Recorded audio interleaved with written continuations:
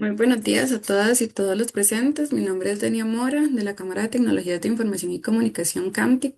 Es un gusto darles la más cordial bienvenida a este espacio formativo titulado Factura Electrónica, Cambios en la versión 4.4.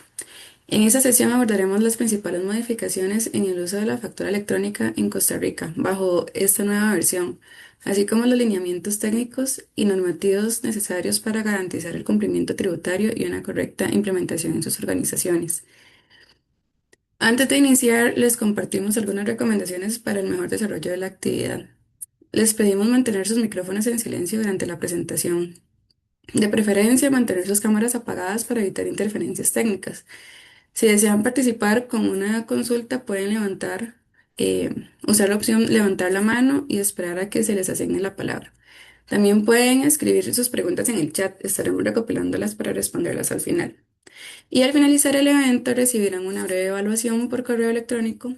Les agradecemos completarla, ya que sus respuestas nos ayudan a mejorar continuamente en esos espacios. Ahora sí, sin más preámbulo, me complace presentarles a nuestros expositores invitados. Mario Hidalgo, socio líder de impuestos, Luis Martínez, consultor de transformación digital. Ambos de Grant Thornton, quienes nos compartirán sus experiencias y conocimientos en esta temática. Bienvenidos Mario y Luis, el espacio es todo de ustedes. Muchísimas gracias. Muy buenos días. Tengan todas las personas que tienen la caridad de acompañarnos esta mañana en un tema que no cesa de sorprendernos y de tener que conversar sobre él.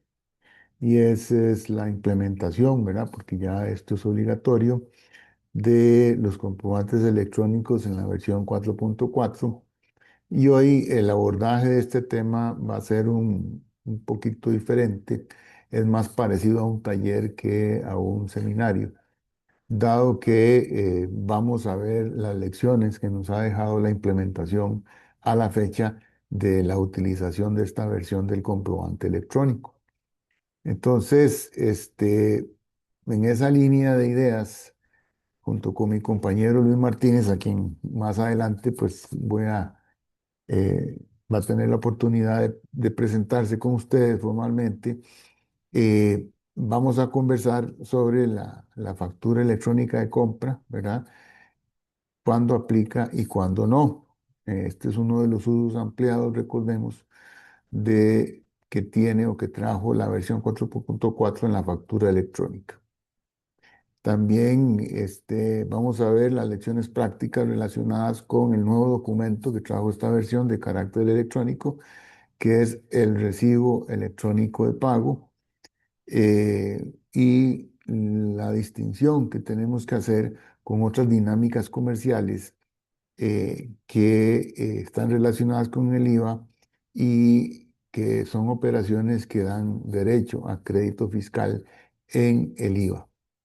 También vamos a hacer algunas precisiones, también desde una perspectiva práctica, sobre el catálogo CIU 4, que es el que está vigente, y lo que tiene que ver con las validaciones cruzadas, este, tomando en consideración el registro único tributario. ¿Qué ha sucedido en ese campo? ¿Qué está pasando? ¿Y qué lecciones podemos tomar de este tema? Respecto a ciertas transacciones que se dan en la actividad comercial habitual. Vamos a hablar de el autoconsumo, perdón, y las operaciones especiales. Hay algunas situaciones que también generan la duda, la inquietud, si debo yo hacer o no la factura electrónica por estar técnicamente en presencia de un autoconsumo o no. También, no menos importante, vamos a abordar todo lo que tiene que ver con los diferentes descuentos, modalidades de descuento en la versión 4.4, lo que tiene que ver con las famosas regalías, las bonificaciones y otras prácticas comerciales que a veces nos generan duda de qué codificación debemos utilizar para que el comprobante no tenga problemas. También la sección de otros cargos ha generado algunas inquietudes, Desde la perspectiva práctica, esta también la vamos a abordar. eh, y la obligación que nos trae esta situación de cómo separar, digamos, ingresos propios de cobros de terceros. Y finalmente, un tema que ha sido abordado de manera importante, notas de crédito y débito financieras, ¿verdad? Que están relacionadas con algunas prácticas financieras, con descuentos financieros, entre otros.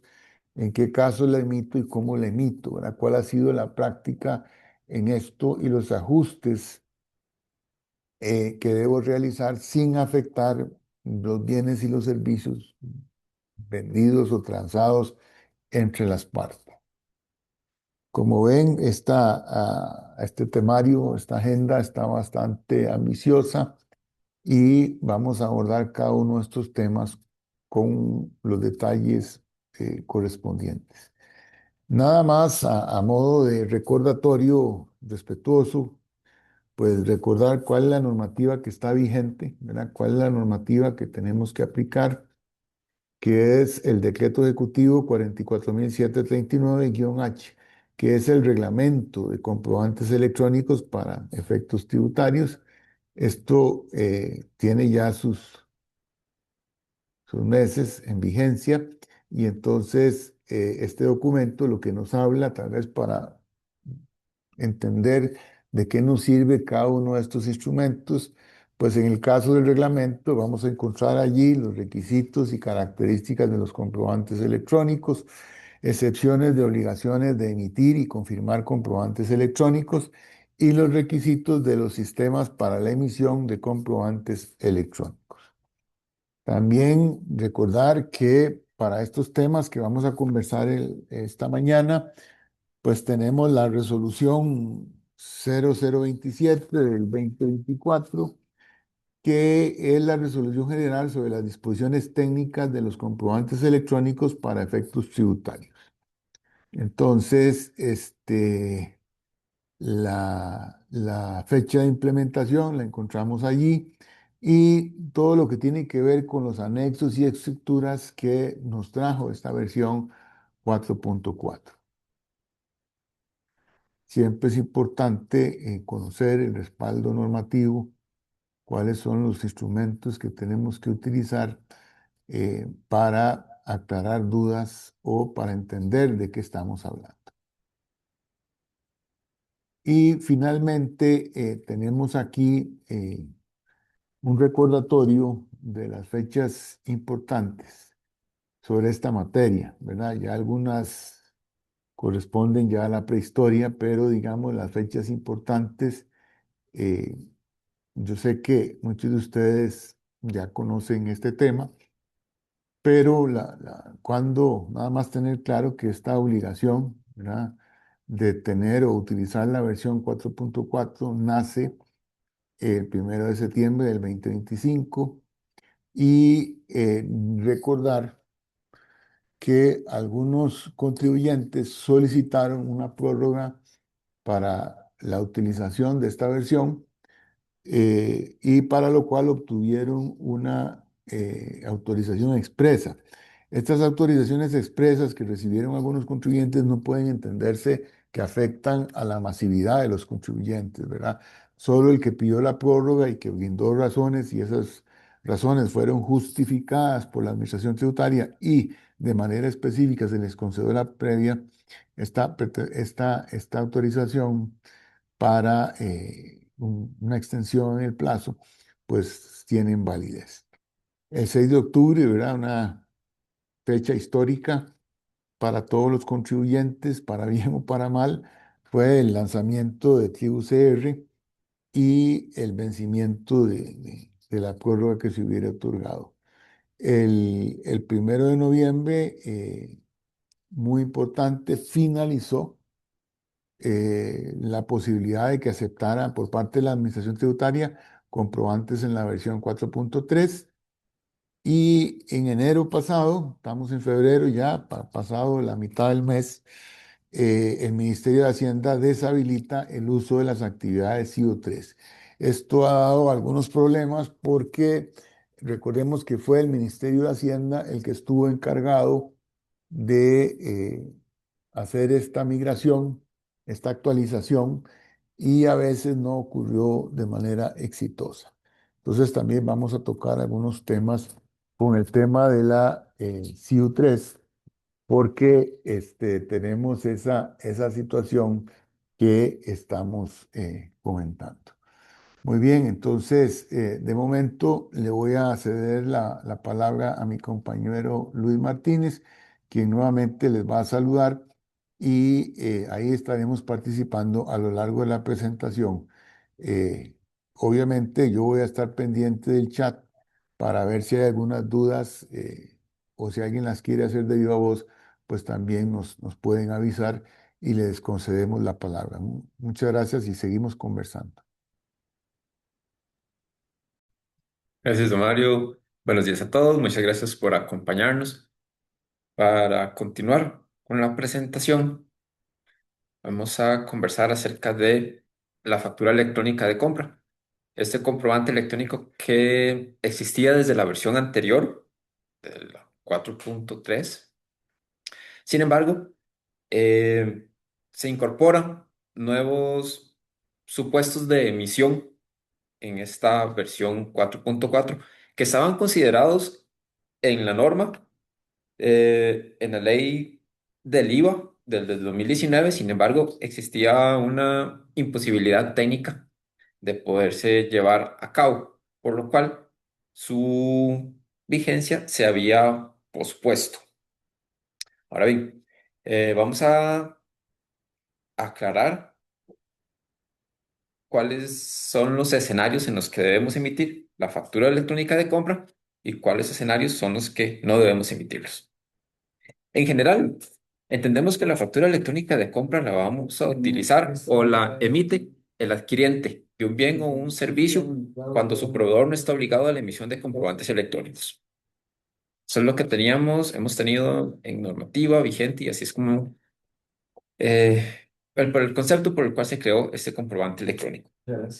En la práctica, esto se trasladaba a que el adquiriente, el contribuyente que tuviese un proveedor del régimen simplificado o del régimen especial agropecuario, debía emitir la factura electrónica de compra para respaldo del gasto. Ahora bien, tenemos otros dos nuevos escenarios. Primero de ellos, y que aplicó a partir de esta versión que les comentaba, que se encontraba vigente en la norma, sin embargo no era posible realizarlo a nivel de sistema, es la emisión de una factura de compra cuando se importe un bien intangible o un servicio de un proveedor no domiciliado.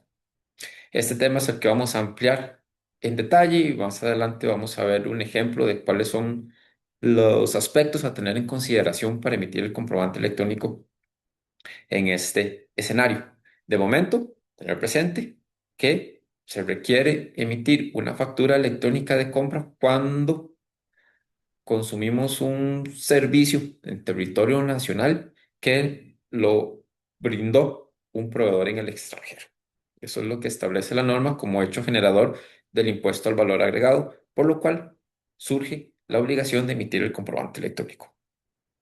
El otro escenario, quizá menos común, es en caso de que adquiramos un bien usado de un no contribuyente dado que no se dedique a la venta habitual de este tipo de bienes, por lo cual si adquirimos un bien usado de este tipo de un no contribuyente, el sistema ahora nos permite poder emitir la factura electrónica de compra para respaldo de ese gasto.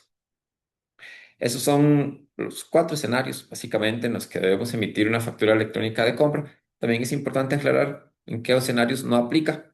Algunos que ya se consideraban en la versión anterior de la norma, que no aplica para transporte público, pago a entidades del Estado por el fin por el cual fueron creadas.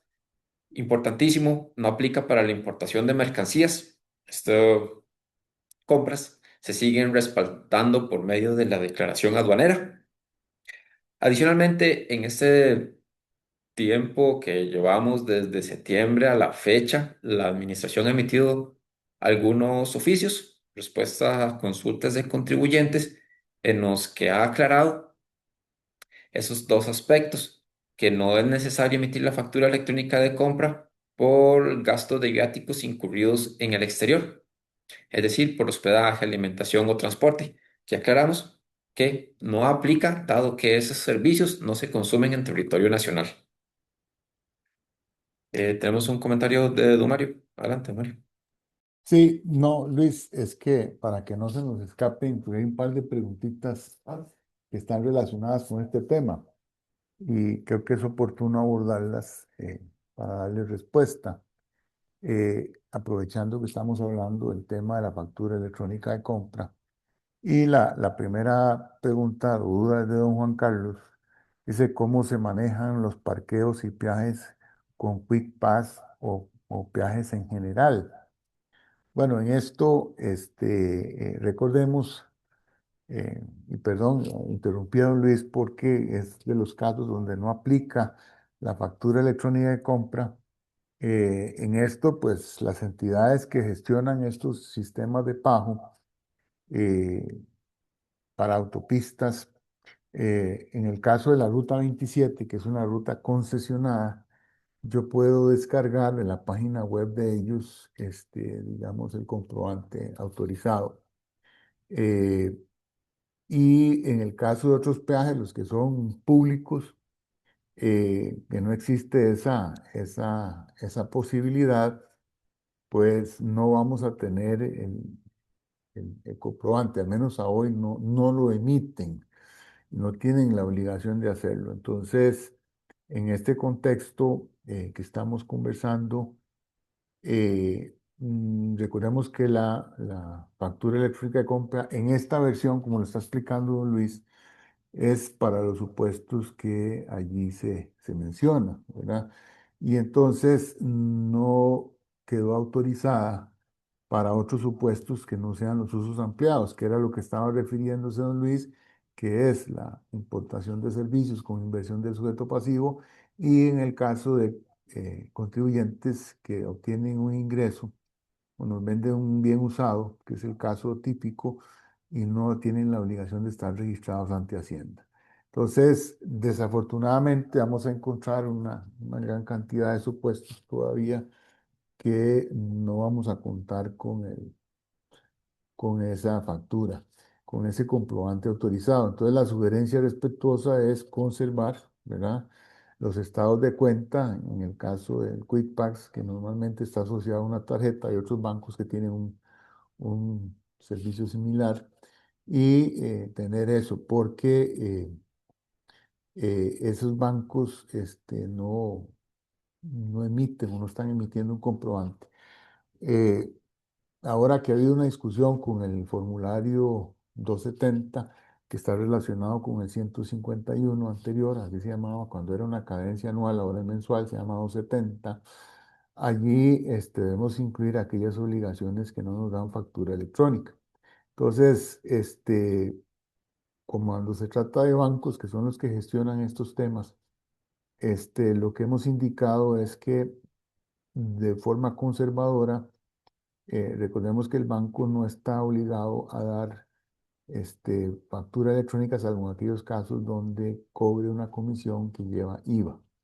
Entonces, obviamente nosotros tenemos que revisar que el banco nos emita comprobantes electrónicos por comisiones que nos cobren que estén sujetas al IVA. Lo que son intereses, no hay factura electrónica porque la norma dice expresamente que cuando se cobran intereses, al no estar afectos al IVA, no hay obligación de emitir factura electrónica.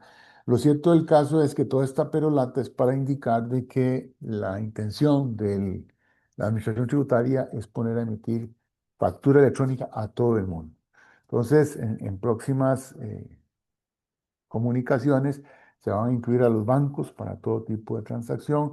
Se quiere incluir al régimen especial agropecuario, conocido como REA, y también tenemos la idea de que, IDEA en este momento es un proyecto, de que también los que están en el régimen simplificado tengan que emitir factura electrónica indistintamente de su situación. Entonces, este tema de los peajes, ¿verdad? O los parqueos, cuando se abonan, ¿verdad? Con estos métodos de pago especiales, pues tendríamos que ponerle cuidado al banco. En el caso del peaje de la Ruta 27, al ser concesionada, ellos tienen una página web donde se puede descargar la factura, pero lo cierto del caso es que ahorita no procedería a hacer una factura electrónica de compra para amparar, digamos, estos gastos y quererlos hacer deducibles a través de esa vía. También tenemos de don Luis Ortiz una duda que dice las suscripciones tipo Google que se debitan de tarjetas de crédito se debe emitir factura electrónica de compra. En esa dirección, recordemos que esto es así si se importa el servicio. ¿Y cuándo se importa el servicio? Si la publicidad o el anuncio o la campaña que yo estoy gestionando en estas plataformas o redes sociales, le llaman algunos, se va a difundir en Costa Rica, en ambos escenarios habría factura electrónica de compra, ¿verdad? Y yo tendría que autorrepercutir el IVA. Solo quedarían fuera aquellas plataformas que están registradas en la lista de servicios transfronterizos del artículo 30 de la Ley del Impuesto al Valor Agregado, en donde estas entidades, como ya aplican el impuesto y yo no tengo que autorrepercutirlo porque ya el impuesto lo cobró la entidad emisora de la tarjeta de crédito con que se abonan, no habría que hacer la factura electrónica de compra. Pero repito, para tipos de servicios o suscripciones que se debitan de tarjetas de crédito, si hay, eh, está inscrito el proveedor en los servicios transfronterizos, no habría que hacer la factura electrónica de compra. Si el servicio de contenido, el que sea, se consume en Costa Rica, habría que emitir la factura electrónica de compra con autorrepercusión del IVA en esa dirección, pero habría que analizar también un poquito, ¿verdad? En qué consiste la suscripción y en qué consiste la naturaleza del servicio, pero eso sería la regla general. Y nada más para devolverle la palabra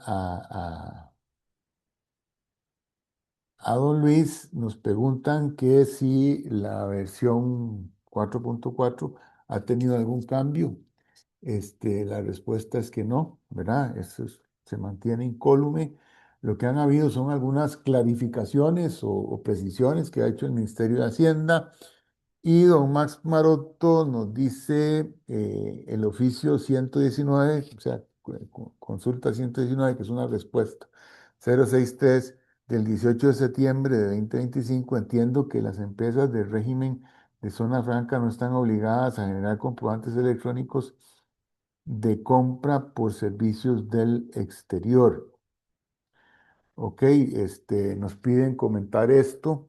Bueno, aquí alguien en este documento, la pregunta que nos hizo fue, o que le hizo a la Administración Tributaria, es si una empresa de zona franca debe emitir una factura electrónica de compra eh, y si están obligadas o no. La respuesta es que no, ¿verdad? Porque la obligatoriedad de emitir esta factura electrónica de compra es cuando hay autorrepercusión del IVA y las empresas de zona franca están exentas del IVA. Entonces, eh, usted la puede hacer, pero no es obligatorio. A lo donde estamos ahorita, no es obligatorio hacerlo porque la empresa de zona franca no paga el IVA ni cuando le venden servicios ni cuando los importa. Y después nos pregunta Marlene Esquivel, hola, buen día a todos. Si es una persona inscrita como persona física y su actividad es venta de bazar, en sus ventas, si alguna fuese a un monto grande, puede generar la factura electrónica o un recibo físico. Bueno, vamos a ver. Si estamos hablando de régimen simplificado, aquí no precisa la pregunta. eh, eh, sí, efectivamente, si es régimen simplificado, nada impide que usted emita un comprobante físico. Lo que no está obligado usted ahorita es a emitir factura electrónica en ese régimen simplificado. Si es una persona física con actividad lucrativa, ¿verdad? De la venta de bienes, dedicada al comercio, al detalle, eh, eh, pues tiene que emitir la factura por todo lo que venda, ¿verdad? Aquí la diferencia la haría si yo estoy inscrito o no en el régimen, o esta persona está inscrita en el régimen simplificado. Si está en el régimen simplificado, no tiene la obligación ahora, hasta hoy, de emitir la factura electrónica por esa circunstancia. Y si es una persona física con actividad lucrativa que no está en ese régimen especial, pues todas las ventas que yo haga o esa persona haga, tiene que emitir el comprobante electrónico porque tiene que cobrar el IVA este, correspondiente y no sé si venderá canasta básica o servicios, medicamentos, por ejemplo, o servicios de salud, pues hay tarifas diferenciadas, pero debe emitir el comprobante electrónico. Esas son las preguntitas, don Luis, perdóneme, pero era porque eran interesantes y estaban relacionadas con el tema y así vamos a ir tratando de abordarlas. No sé si usted coincide con mis explicaciones, sino para retornarle la palabra. Gracias. Muchas gracias por las consultas, estoy de acuerdo. Vamos ahora a ampliar sobre el escenario de emisión de la factura electrónica de compra en la importación de servicios. Hay cuatro aspectos a tener en consideración en la emisión de este comprobante electrónico. Entonces, nos ubicamos en el concepto, en el contexto del contribuyente nacional que cuenta con un proveedor ubicado en el extranjero, del cual adquiere un servicio que se consume en territorio nacional. Es decir, cumple con las condiciones para tener que emitir este comprobante electrónico. Primero de ellos, y que nos va a requerir la factura electrónica de compra, es la identificación de ese proveedor, es decir, la asignación de un número de cédula jurídica o el equivalente en el país de domicilio de esa compañía. Eh, Parte de las consultas usuales es si la administración va a estar en capacidad de eh, validar en tiempo real que efectivamente este número exista o que esté directamente relacionado con este proveedor. Cierto es que la administración solo tiene acceso a padrón nacional de cédulas físicas jurídicas, números TIMEX y NITES, por lo cual este es un número que no es validado en tiempo real, sin embargo es obligatorio indicarlo en parte de la estructura de la factura de compra. El otro aspecto que quizá es más relevante a efectos de análisis por parte de la administración es el código CABIS que se le asigne a esta compra, dado que se podría realizar un estudio de si ese código CABES está directamente relacionado a una actividad económica para que sea un gasto deducible. Entonces, el segundo aspecto que debemos tener en cuenta para emitir la factura electrónica de compra es la asignación del CABES que esté relacionado, que sea el que esté asignado a ese bien intangible o a ese servicio. Ejemplos de estos: mercadeo, publicidad, consultorías, o cualquier honorario que recibamos de un proveedor del extranjero. El tercer aspecto, y este es el fundamental, es el cálculo del IVA, es decir, eh, el IVA asociado a la importación de ese servicio por el cual es el que nace la obligación de emitir este comprobante electrónico. Entonces, la factura del proveedor, si viene por un monto total de 1.500, le corresponde al contribuyente calcular el IVA sobre el total de la factura de ese proveedor, dependientemente del desglose o impuestos que correspondan al ese país de domicilio. Nos va a dar un total, un nuevo total. Y el cuarto aspecto, tenemos la información de referencia. La información de referencia lo que nos permite es ligar este comprobante electrónico a la factura que nos emitió el proveedor. Entonces, no solo basta con emitir el comprobante electrónico, sino también contar con el respaldo de la transacción. En este caso, se debe aportar, bueno, hacer uso de ciertos códigos, como por ejemplo el 16 que indica que el tipo de documento de referencia es un comprobante de un proveedor no domiciliado, se debe indicar cuál es ese número de documento o número de factura asociado al que nos brindó el proveedor, cuándo nos facturó el proveedor y hacer uso del código 11, también un código de referencia que se refiere a un proveedor no domiciliado. Entonces, estos cuatro aspectos son los necesarios para emitir la factura electrónica de compra, no solo para emitirla y que sea aceptada, sino para emitirla y que contenga el respaldo suficiente.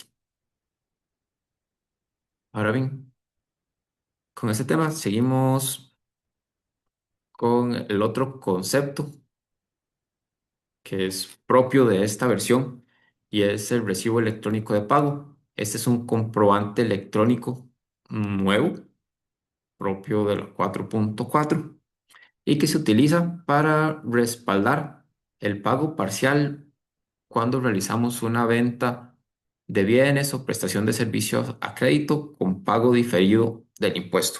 Entonces, el recibo electrónico de pago está exclusivamente asociado a los escenarios en los que la normativa permite un pago diferido del impuesto. ¿Qué es un pago diferido del impuesto?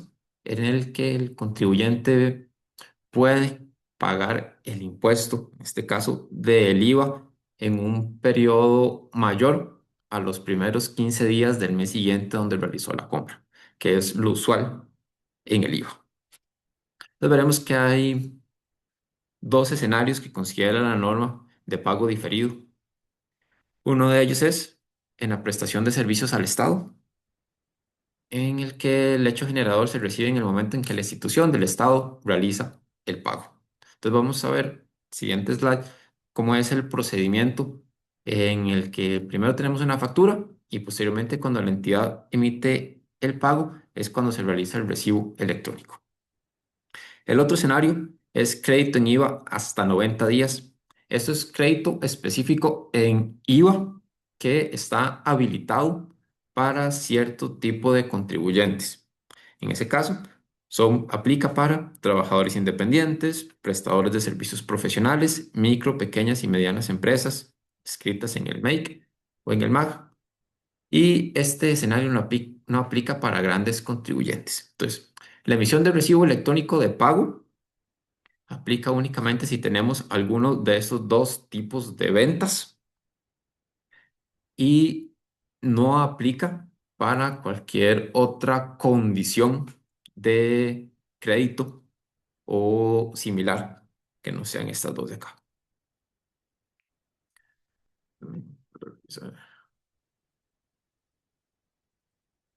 Ok. ¿Para acá? Sí, adelante, Mario.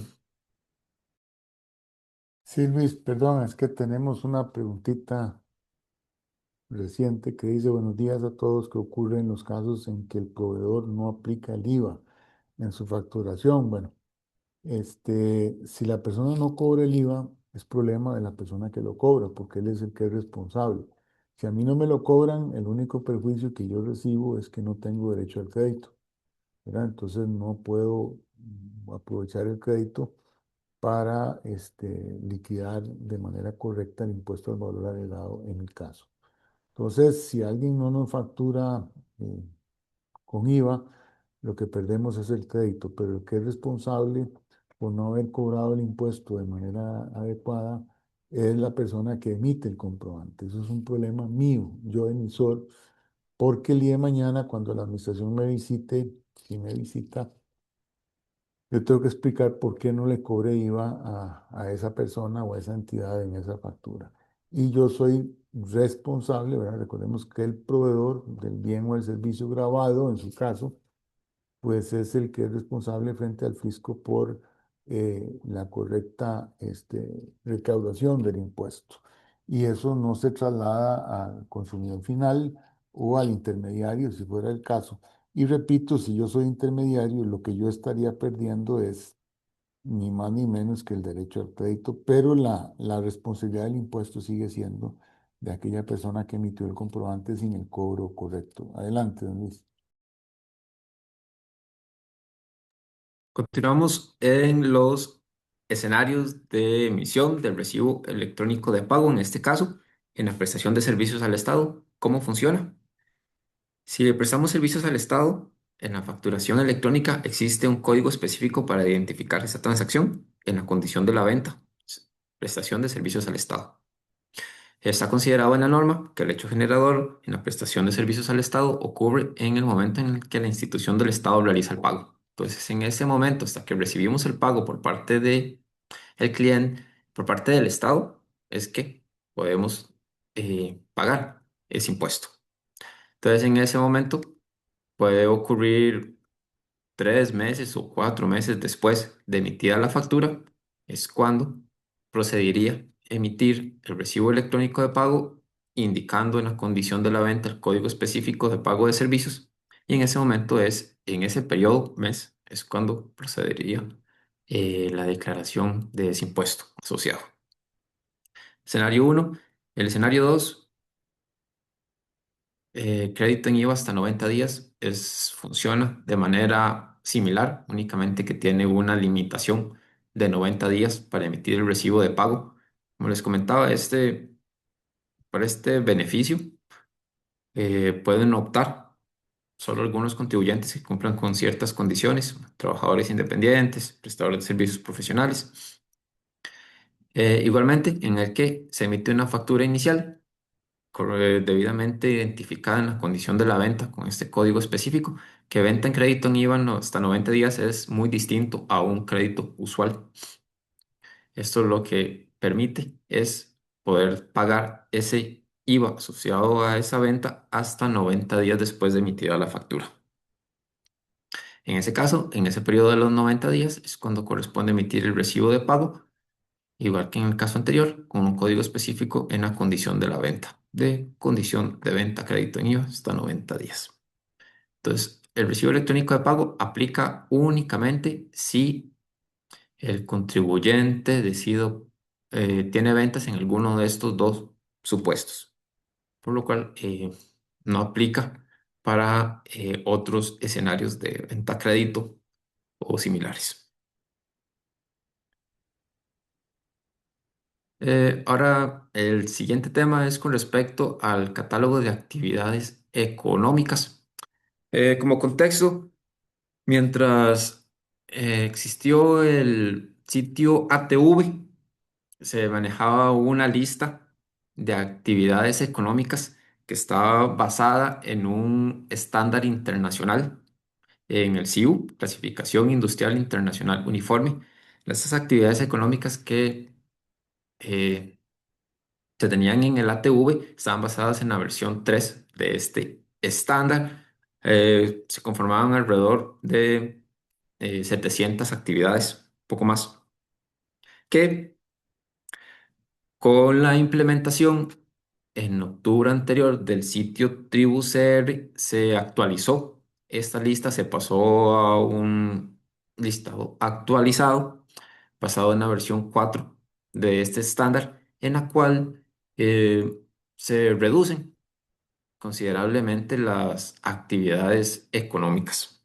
Entonces, la administración realizó y publicó una homologación entre ambos catálogos, cuál era el anterior en el ATV y cuál iba a ser la nueva actividad en en ese nuevo sitio, TibuServe, y por ende utilizar en los comprobantes electrónicos. Entonces, recordamos que a nivel de comprobante electrónico, indicar el código de la actividad económica del emisor, ya lo teníamos desde la versión 4.3. En la versión 4.4 se crea un campo para indicar la actividad económica del receptor. Esto también genera bastantes consultas y me parece que se ha ido incorporando en el comercio, en el registro de clientes. Cuando nos piden factura, es usual que también nos soliciten cuál es el código de la actividad económica.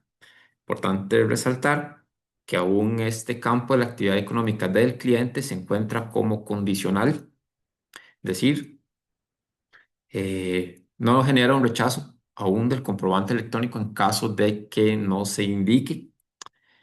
Eh, Sin embargo, la normativa, los anexos y estructuras consideran en un pie de página que esto se convertirá en obligatorio en un futuro. Sin embargo, la administración no ha emitido un tipo de fecha o estimado de cuándo se hará ese cambio.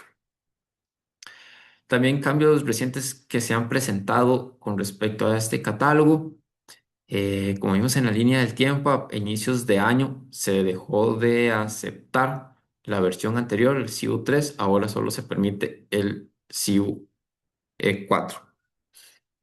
Esto veremos que a futuro, cuando sea obligatorio, traerá cambios a nivel de la factura y el tiquete, dado que para consumidores finales, cuando ya esto sea obligatorio, únicamente lo que va a aplicar es un tiquete electrónico, es decir, para consumidores finales, quienes no estén inscritos, quien no requiere el comprobante electrónico para el registro del gasto. Para esos casos no sería obligatorio. Si hoy esto ya se ha ido adoptando, lo que se espera es que la factura esté orientada únicamente a contribuyentes, y si es un consumidor final, pues le corresponde un tiquete electrónico. Con otro concepto novedoso en el comprobante electrónico es el denominado tipo de transacción. El tipo de transacción se ubica en la sección de la línea de detalle. Es decir, por cada línea de detalle que tengamos de bien o de servicios, ahí se ubica el campo de tipo de transacción. Se tiene un código general, transacción general de venta normal de bienes y servicios. Sin embargo, esto está asociado a una lista, a una codificación en el que hace mención a un autoconsumo de mercancías y autoconsumo de servicios, sean exentos o grabados. Entendiendo el autoconsumo de bienes, por ejemplo, como el retiro de bienes del inventario para uso personal o privado del contribuyente. Entonces, en esos casos, tener un retiro de bienes del inventario, y al ser autoconsumo, ocurre el hecho generador, por lo cual debe emitirse un comprobante electrónico. Vemos acá un ejemplo de cuáles son las características del comprobante, de una factura por autoconsumo. Como les comentaba, el autoconsumo es una codificación que sucede a nivel de línea de detalle, por lo cual no significa que exista un comprobante nuevo o una factura de autoconsumo como tal, sino es el contenido el que refleja que se trata de un autoconsumo. En este caso, nos encontraríamos que tanto el emisor como el receptor es el mismo contribuyente, y lo que varía es en la línea de detalles esta codificación de autoconsumo, que la norma indica que el monto, el IVA se calcula sobre el costo. Esa es como la única diferencia que tenemos en la facturación de autoconsumo. Ahora bien, con respecto al siguiente tema de descuentos, ya sean regalías, bonificaciones y algunas otras prácticas comerciales. En la versión 4.4 se establece esta lista que pueden observar acá, con cierta codificación asociada, en la que encontramos como descuentos por regalías, bon- bonificaciones, descuentos por temporada, descuentos comerciales o descuentos sostenidos. Recordamos que a nivel de comprobante electrónico el descuento también ocurre a nivel de línea de detalle. Si queremos aplicar un descuento o un monto de descuento, un porcentaje, este debe aplicarse directamente a un bien o a un servicio. Algunos de estos, al menos los primeros tres, regalía cobrado al cliente y la bonificación, podrían tener un tratamiento distinto a nivel del IVA, que ya vamos a ver más adelante. El resto de descuentos es como los conocemos, que es una disminución de la base imponible. Entonces acá está un ejemplo de un descuento usual, un descuento comercial que sucede a nivel de línea de detalle, donde tenemos la venta de un bien por 1.125. Se le aplica un descuento comercial de 125, lo que nos da una nueva base imponible de 1000, sobre el cual se calcula el IVA correspondiente. Este es el ejemplo usual de aplicación de descuentos. Recordar que el formato permite aplicar hasta 5 descuentos en una línea de detalle, así que adicionalmente al comercial podríamos tener otro por temporada o algunos de los que vimos anteriormente. Ahora bien, eh, los otros tipos de descuentos que podrían tener un tratamiento diferenciado con respecto al IVA son los de regalías o bonificación, que tenemos al lado izquierdo. Primero vamos a ver ese ejemplo, en el cual estos descuentos se entienden como que son del 100%. Entonces aquí tenemos la línea del ítem que se da de regalía con la aplicación de este descuento, que es del 100%. Y vemos que en estos casos ocurre una excepción en el que el sistema debe estar parametrizado para que si se utiliza un descuento por regalía o por bonificación, el IVA se va a calcular sobre el monto total, sobre ese campo de monto total y no sobre el campo del subtotal como se hace usualmente. ¿Esto para qué? Esto para que de manera informativa en el comprobante electrónico quede un respaldo de ese IVA que se está calculando y que posteriormente debería pagarse a la administración. El total, como en este caso, nos va a dar un cero. Sin embargo, aquí ya quedó un respaldo en este nuevo campo de IVA asumido por el emisor de cuánto es ese IVA que se debería estar pagando. El otro escenario es en el caso en el que se da una regalía o alguna bonificación, pero el IVA se le cobra al cliente en lugar de asumirlo el emisor. Entonces, en esos casos, nuevamente, eh, cuando se aplica este código, el sistema de facturación debería estar parametrizado para calcular el IVA sobre el monto total y no sobre el subtotal, ya es con el descuento aplicado, para que en este caso del IVA cobrado al cliente, sí nos vamos a tener un resultado que va a corresponder a únicamente por el monto de el descuento.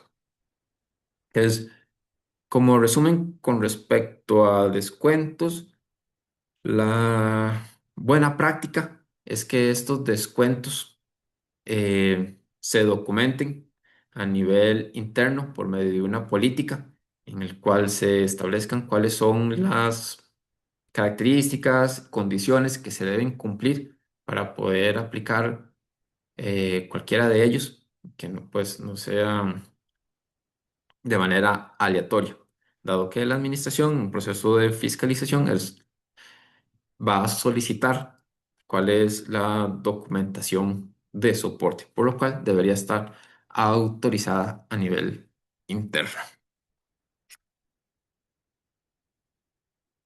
Con respecto al siguiente tema, tenemos las exoneraciones.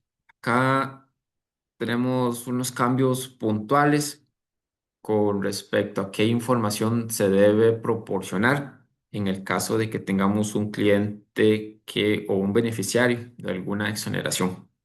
Las más usuales es venta exenta de diplomáticos, tenemos algunas de autorizados por ley especial, las exenciones locales genéricas o las que conocemos por medio de Exonet y las emitidas o bueno, las exoneraciones de zona franca. Entonces, acá en este slide tenemos un resumen de qué campos se deben aportar, qué valores más bien, se deben aportar según el tipo de exoneración. Entonces, en esa parte de exoneraciones, ¿qué tenemos novedoso con respecto a la versión anterior? Es que es- se crearon dos campos para indicar el artículo y el inciso cuando haga referencia a una norma que sí lo requiera, que sí lo posea.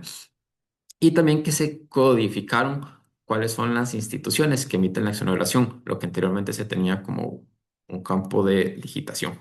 Entonces, recordamos que con respecto a los diplomáticos, acá está el número de documento de exoneración que hace referencia a una resolución, en el que en este caso de los diplomáticos es importante que el diplomático nos muestre su carnet o que posea o un carnet de Didi para poder aplicarle esta exoneración. En el caso de Exonet, es lo que conocemos como en el número de documento, se sigue la nomenclatura como AL, cierta numeración y el año en el que se emitió. En esos casos no es necesario indicar el artículo y el inciso. Y aquí sí recordar que hay una validación en tiempo real de el número de documento, que se le facture al mismo beneficiario y que contemple los mismos CABIs que están habilitados en la exoneración. Y el otro escenario, que es específico para cuando hacemos una venta a contribuyente de zona franca, pues en este caso se debe utilizar el código 08, haciendo referencia a la ley del IVA, donde encontramos el artículo 2 y artículo 8, inciso 2. Y también la institución que emite la exoneración, el Ministerio de Hacienda. Creo que tenemos algunas consultas. Sí, gracias, Luis. Aquí nos pregunta, dice, buenos días. Este tipo de facturación de IVA asumido por el emisor se aplica cuando se dan periodos de prueba de un producto, por ejemplo, en un software o en casos no, en esos casos no se debe emitir ningún tipo de factura. ¿Cuál es la recomendación? Bueno, yo tal vez vamos de lo básico a lo especial o específico. Eh, en todo, cuando yo vendo bienes o servicios, yo tengo que, y si el servicio está grabado y la mercancía está grabada, yo tengo que emitir el comprobante electrónico con IVA eh, y cobrárselo al cliente. Ahora, en los descuentos, eh, donde lo que existe es la entrega gratuita de un bien o de un servicio, podría ser también, ¿verdad? Que es lo que yo podría entender, donde por un tema de gastos de promoción, yo le puedo regalar el activo o el bien al cliente, ¿verdad? Y uno lo ve en la publicidad general, que para el Día del Padre, el Día de la Madre, el Día del Niño, etcétera, al menos también las empresas telefónicas dicen, contrate la línea con nosotros y nosotros le regalamos el teléfono, ¿verdad? En esos casos, en esas dinámicas comerciales, como bien lo explicaba don Luis, si yo voy a hacer una entrega gratuita o lo que llaman la bonificación, le llaman otros en servicios de publicidad también, ¿verdad? Lo que sucede es que el vendedor tiene dos caminos, ¿verdad? Y por eso la ley establece, o la normativa establece estos dos posibles escenarios. Entonces yo voy a regalar el celular y yo tengo dos caminos, ¿verdad? Como el celular de yo normalmente lo vendo, pero lo estoy regalando, o la computadora, o el bien del que se trate, yo lo estoy regalando. La administración lo que me dice en la ley es, o basado en la ley es, mire, a mí no me importa si usted quiere regalar sus bienes, pero si usted se aplicó el crédito a la hora de importar ese bien, usted me lo tiene que devolver a mí. Y entonces yo tengo dos caminos, ¿verdad? O se lo cobro elegantemente al cliente, ¿verdad? Lo incluyo en la factura, que era lo que decía don Luis, que el código es especial, o bien lo asumo yo, ¿verdad? Lo asumo yo. El problema que tiene esta dinámica comercial es que se va a reflejar en la factura sí o sí el costo de ese bien, ¿verdad? Yo no lo puedo ocultar, no puedo poner un valor cero. Entonces hemos tenido el problema con algunos de nuestros clientes que tienen este tipo de dinámicas comerciales y no quieren que la competencia se entere de ese costo, ¿verdad? Que tienen ellos, porque lo consideran una información comercial sensible. Entonces, en ese caso, si yo lo voy a facturar, eh, porque tengo que devolverle el crédito al Estado, yo tengo que emitir el comprobante, ¿verdad? No emitir la factura no es una opción, ¿verdad? Lo que yo podría es variar la dinámica comercial para que no sea una situación de estas, donde sea entrega gratuita. Alguna gente lo que hace es otorgar un descuento, ¿verdad? Que de pura casualidad es el valor del bien. Y pues eso igual la administración me lo puede cuestionar, porque cuando yo disminuyo o altero la base de cálculo del impuesto al valor agregado, al Estado le está entrando menos plata.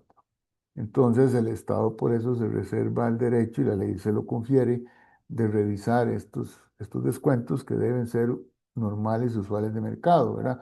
Porque hay gente que dice, mire, es que yo para promover esta mercancía yo voy a dar el 80% de descuento. Y ahora veo uno descuentos que uno ve bastantes agresivos, digamos, le usemos esa palabra. Entonces ahí yo tengo la posibilidad de que el Estado me cuestione ese descuento. Yo tendría que demostrar que otros actores comerciales utilizan eso. Y ese sería el escenario, ¿verdad? Entonces, cuando yo regalo el bien o el servicio, yo tengo dos caminos. Como yo me aplique el crédito, entonces o pongo yo la plata o se la cobro al cliente. Esos son los dos escenarios. Ahora, debemos dejar por fuera aquellas situaciones donde yo traigo bienes promocionales, ¿verdad? Como es lo más común en el mercado, paños, hieleras, sombrillas, paraguas que yo no lo llevo al inventario porque esos son bienes que yo tengo ya para esa actividad promocional. Entonces yo no me aplico el crédito, sino que el IVA que yo pagué cuando adquirí esas hieleras, esos paños, o las sombrillas van directamente al gasto. Entonces yo no voy a recuperar parcialmente ese IVA vía crédito, sino que lo voy a recuperar vía gasto que solo voy a poder aprovechar si mi tarifa es del 30%, del 30%. Entonces tenemos que diferenciar esos dos escenarios, ¿verdad? Y el comportamiento del IVA. Ahora, repito, si yo voy a regalar, que es lo que se refiere a ese supuesto en la mercancía, pues yo tengo esas dos opciones. Entonces, ese sería, digamos, el tema con relación a esa pregunta y debemos diferenciar entrega gratuita de un escenario en donde yo voy a regalar un bien promocional que yo no me he aplicado el crédito. Pero la diferencia está en si yo me aplico el crédito o no. Ahora, si yo no lo quiero facturar, pues estoy incurriendo en una omisión, ¿verdad? Que podría generarme problemas el día de mañana, porque entonces el fisco costarricense podría decir, bueno, ¿qué más cosas dejó usted de facturar? Y ahí le abro el campo a la administración tributaria para que proceda a hacer una estimación. Entonces, para no entrar en arena movediza, pues lo que la prudencia aconseja es eh, facturar, ya sea asumiendo yo el IVA o trasladándoselo elegantemente al cliente. Eso depende de lo que yo quiera hacer. Si me sirve una cosa o la otra, ¿verdad? Igual estoy regalando el artículo. Lo que pasa es que yo tomo la decisión quién asume el IVA y quién lo termina no pagando. Pero si eso implica revelar el costo del bien y eso no me sirve, pues tendría que explorar otras dinámicas comerciales, empezar a jugar con los descuentos para evitar de que se conozca el costo de esas mercancías. Adelante, don Luis.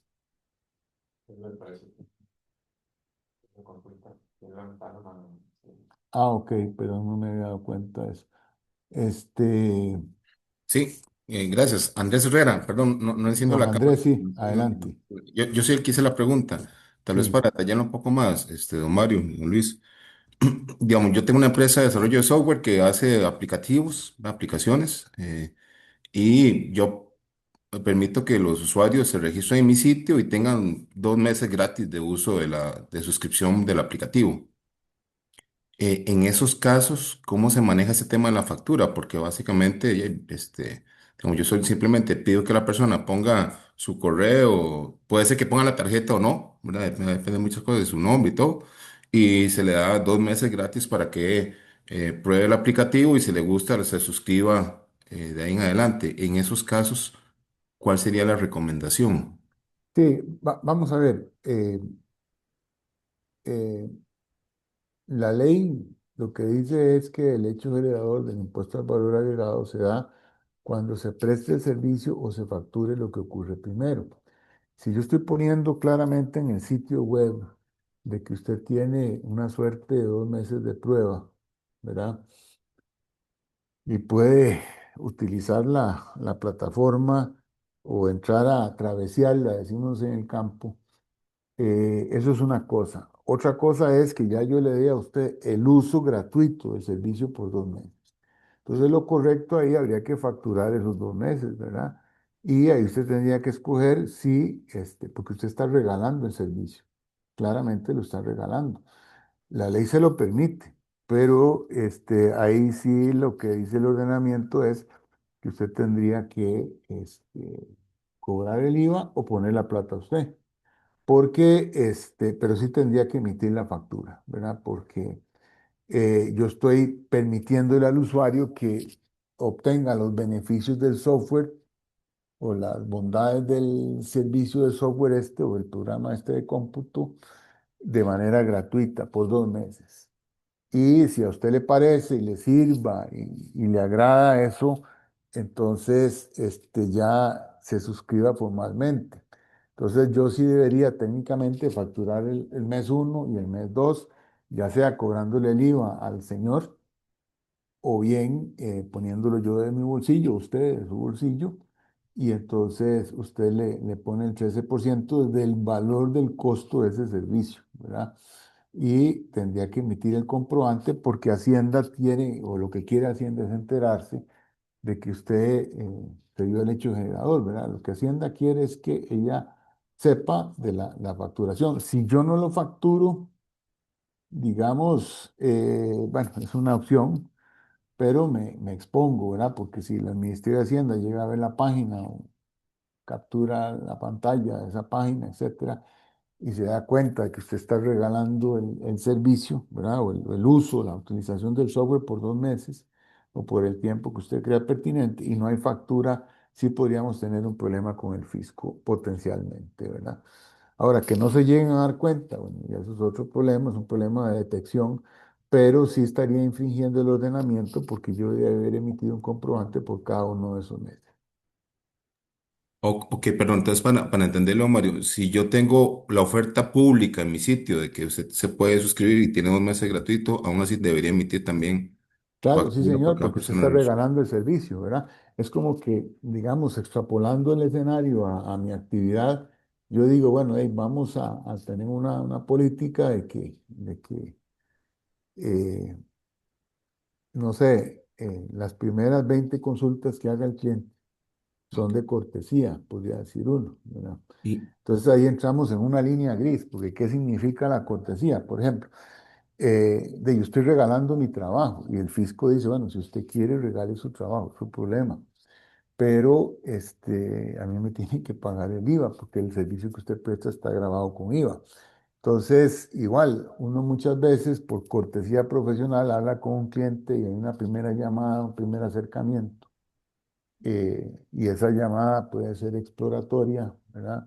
Entonces uno dice, bueno, nosotros no cobramos por eso porque lo que hicimos fue, y hay una línea gris, no sé si usted la aprecia, hay una línea gris ok. entre regalar el trabajo o el servicio y, Nada más un último sí, detalle, señor. don Mario. Ujú. Si usted lo abre en Internet, puede tener usuarios de cualquier parte del mundo. ¿Qué pasa si no Correcto. son contribuyentes nacionales? En esos casos, Es que se... eso, acuérdese que la factura la tiene que emitir usted, ¿verdad? Ok, Entonces, si usted está sentado en Costa Rica, el servidor suyo, el software se vende aquí y usted reconoce esos ingresos, no importa que el usuario sea del extranjero, ¿verdad? Porque a ese señor no le va a importar la factura porque él no le sirve de nada, potencialmente.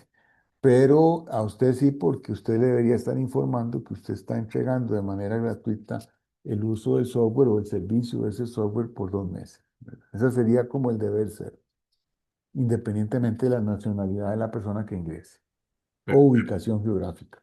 perfecto, muchas gracias. Con todo gusto. Adelante, Luis.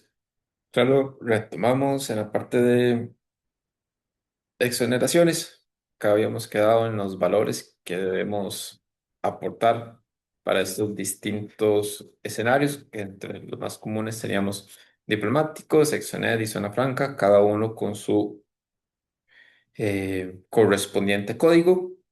Acá tenemos de referencia las referencias a la norma y nada más para resaltar que, como pueden observar, para algunos tipos de códigos de exoneración se habilitan los campos de artículo e inciso. Estos son campos nuevos que no aplican para todas las exoneraciones que se deben aportar. En este caso, por ejemplo, para ventas diplomáticos, zona franca, en caso de que apliquemos una ley especial. Estos serían nada más los cambios con respecto a esta sección. Lo siguiente con respecto a otros cargos, la sección como tal ese existía desde la versión 4.3, esto quiere decir desde el 2019. Siempre ha tenido como el mismo objetivo de permitir incluir en la factura cobros que no corresponden a un ingreso del emisor del comprobante electrónico, que en muchos casos se utiliza para realizar cobros a nombres de terceros, es decir, reintegros. Entonces, en ese lado podemos observar la lista de posibles otros cargos considerados en la estructura del comprobante electrónico. Ahí nos encontramos contribuciones para fiscales, timbres, el cobro de un tercero, impuesto de servicio al 10%, este que aplica para restaurantes. La primera novedad al respecto es la inclusión de depósitos de garantía, que sé si es propia de la versión 4.4. Esta versión la sección de otros cargos es independiente a las líneas de detalle. Se compone de un tipo de otros cargos, una descripción y un monto, por lo cual no lleva CABIS ni IVA.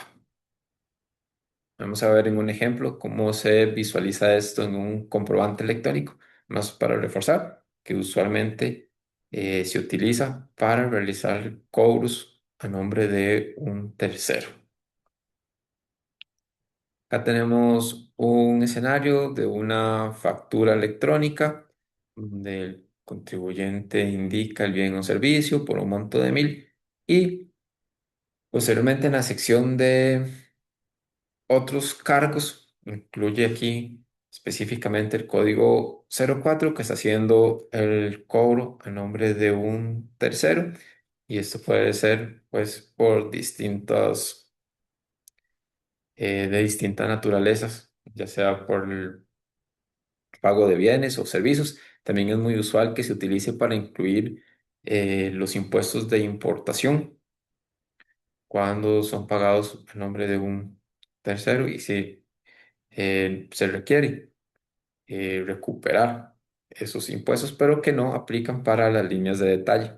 También es usual que se utilice en industria, en servicios financieros, cuando se trata de préstamos o arrendamientos, para incluir acá en esa sección de otros cargos la parte del capital o amortización asociada a créditos. Entonces, en esta parte, lo que se indica en la sección de otros cargos, sí va a sumar al total del comprobante electrónico y como pueden observar, sin embargo, está en un subtotal específico de otros cargos y que no debería contabilizarse como un ingreso para emisor del comprobante electrónico. Y por último, tenemos el concepto de notas de crédito y débito financieras, concepto que se regula en esta versión 4.4 que anteriormente contábamos únicamente con una referencia por parte de la administración, algún material de ayuda para saber qué hacer en esos casos o cómo emitirlo. Ahora se crea un código específico para utilizar en las notas de crédito y esto indica en los casos en los que se apliquen conceptos de pronto pago o o por volumen para ajustar el monto de una cuenta por cobrar y no necesariamente es porque están aplicados a un bien o a un servicio de una factura específica. Entonces, en estas notas de crédito, que hacen es modificar la cuenta por cobrar de una factura o una serie de facturas en las que se identifica en la sección de información de referencias. En la información de referencias donde indicamos cuál es el documento origen, en este caso sería la factura, indicaríamos que la referencia se trata de una nota de crédito financiera. Nuevamente, esos conceptos se aplican para prontos pago o descuentos por volumen, en el que no se modifica los bienes y servicios, sino únicamente una cuenta por cobrar. Entonces, hasta acá son, bueno, acá encontramos cuáles son esos conceptos en información de referencia para las notas de crédito.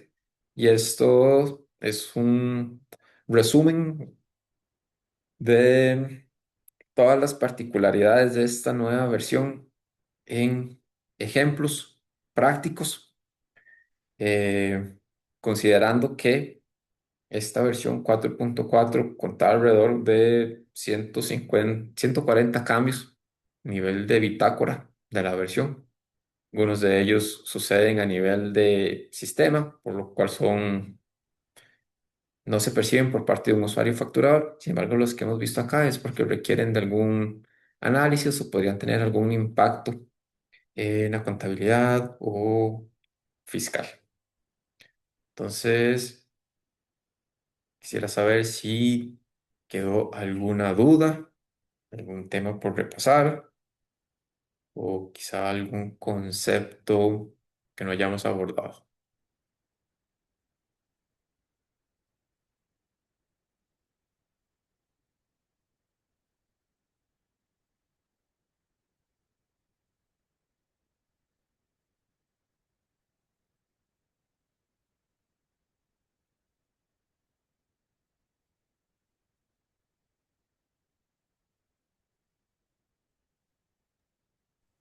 Bueno, en todo caso, si a alguien se le quedó algún tema en el tintero o se acuerda de algo después, pues quedamos a través de la cámara en la mejor disposición de evacuar cualquier duda o inquietud que ustedes tengan sobre el particular y de nuestra parte, pues agradecerle el tiempo dispensado. Esto es una actualización práctica del tema de factura electrónica. Son las lecciones, digamos, aprendidas por el uso del sistema, lo que la administración ha confirmado y ha aceptado o ha interpretado en algunos casos. Y entonces, de nuestra parte, pues darle las gracias y quedamos a las órdenes y esperamos verlos en próximas oportunidades. Muy Muchas buenos días gracias. nuevamente. En nombre de CAMTI queremos agradecerle sinceramente por su participación en este webinar, Factura Electrónica Cambios en versión 4.4. Esperamos que la información compartida haya sido de gran utilidad para sus organizaciones y les permita prepararse de manera oportuna ante los requerimientos normativos y técnicos vigentes. Extendemos un especial agradecimiento a nuestros expositores Mario Hidalgo y Luis Martínez por su valiosa presentación, claridad y aporte práctico. Les recordamos completar la evaluación que recibirán por correo electrónico. Su retroalimentación es fundamental para seguir fortaleciendo estos espacios. Y desde Camtic, muchas gracias por acompañarnos. Les deseamos un excelente día y muchos éxitos en sus proyectos. Gracias. Buenos días, muchas gracias. Muchísimas Muchas gracias. gracias, buenos días.